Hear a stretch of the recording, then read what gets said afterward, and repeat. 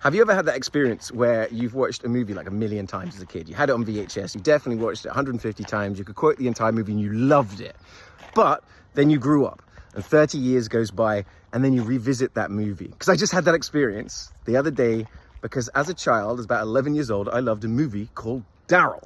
Now, Daryl is an about 11-year-old child that's special because Daryl is data analyzing robot youth life form. It's, well, what I remembered to be an amazing movie. But I put it on the other day, you know, it's been about 30 years since I watched it. And I had that moment of trepidation of, oh no, is this movie going to be terrible? And I put it on and guys, it's even better than I remember. This movie is so good. Why is this movie not talked about more?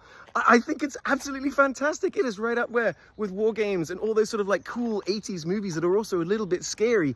Does it have, you know, a robot child? Yes. Does it have government conspiracies that are trying to sort of kill him? Yes. Does he, for some reason, steal an SR-71 Blackbird and fly to his best mate's house? Yes. This movie has it all. And that kind of got me thinking about, are there other movies like that we watched as a child? So I wanted to think about, like, there's a movie you loved as a kid and you put it on and it sucked?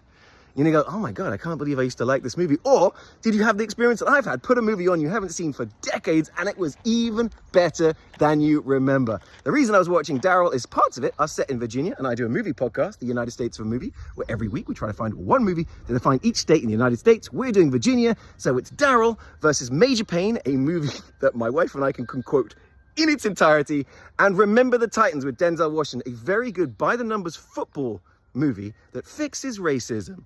Unless, of course, you go on Twitter, and then you'll find there's plenty of racism still around. But that being said, what were the movies you watched endlessly as a kid, but you revisited as an adult? Did it hold up? Was it worse? Was it better? Drop them in the comments.